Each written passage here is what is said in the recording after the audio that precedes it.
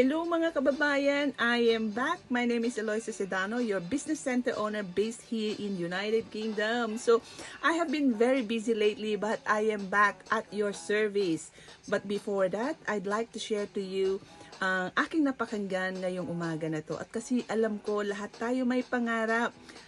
This is some sharing from Jim Rohn. Sabi niya, believe that you can get what you want as a child, not as an adult, but make plans like an adult and believe in them like a child.